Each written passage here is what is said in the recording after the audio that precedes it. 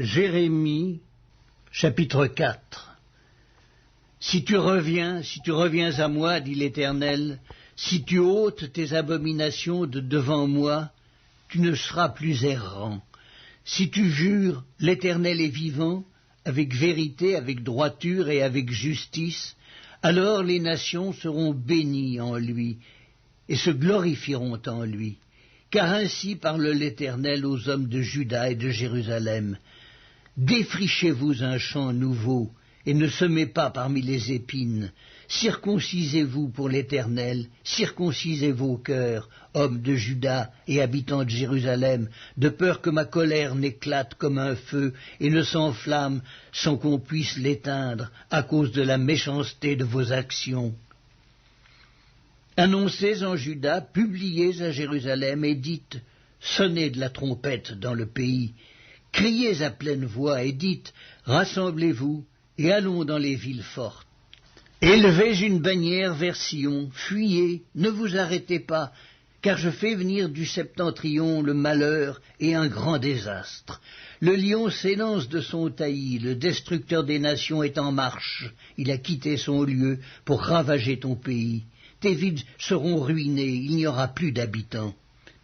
C'est pourquoi couvrez-vous de sacs, pleurez et gémissez, car la colère ardente de l'Éternel ne se détourne pas de nous.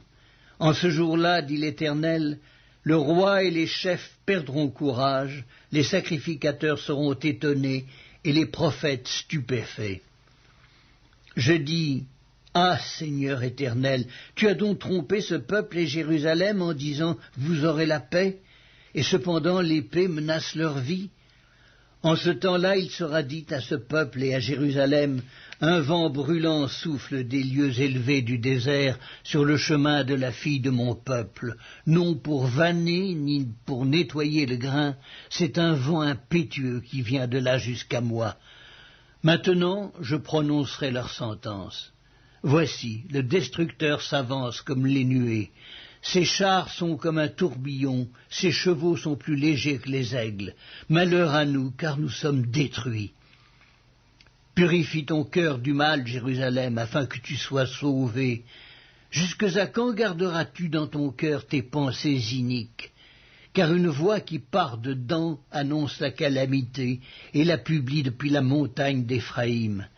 Dites-le aux nations, faites-le connaître à Jérusalem. Des assiégeants viennent d'une terre lointaine, ils poussent des cris contre les villes de Juda. Comme ceux qui gardent un champ, ils entourent Jérusalem, car elle s'est révoltée contre moi, dit l'Éternel.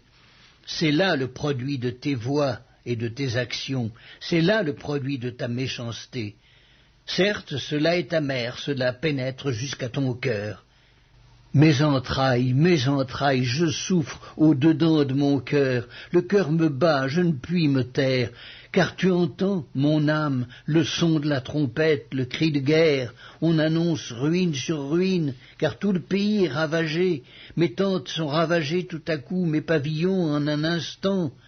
Jusque à quand verrai-je la bannière et entendrai-je le son de la trompette?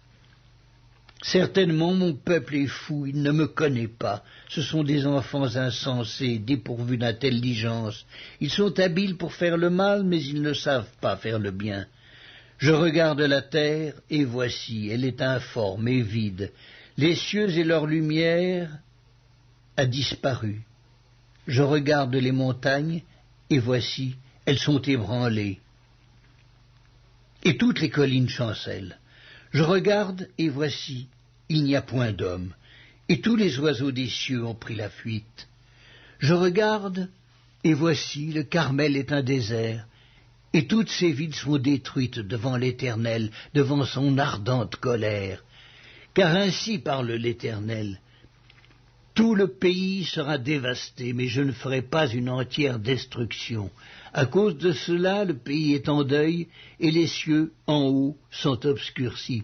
Car je l'ai dit, je l'ai résolu, et je ne m'en repens pas, je ne me rétracterai pas. Au bruit des cavaliers et des archers, toutes les villes sont en fuite. On entre dans les bois, on monte sur les rochers, toutes les villes sont abandonnées, il n'y a plus d'habitants. Et toi, dévasté, que vas-tu faire? Tu te revêtiras de cramoisi, tu te pareras d'ornements d'or, tu mettras du fard à tes yeux, mais c'est en vain que tu t'embelliras. Tes amants te méprisent, ils en veulent à ta vie. Car j'entends des cris comme ceux d'une femme en travail, des cris d'angoisse, comme dans un premier enfantement. C'est la voix de la fille de Sion, elle soupire, elle étend les mains. Malheureuse que je suis, je succombe sous les meurtriers.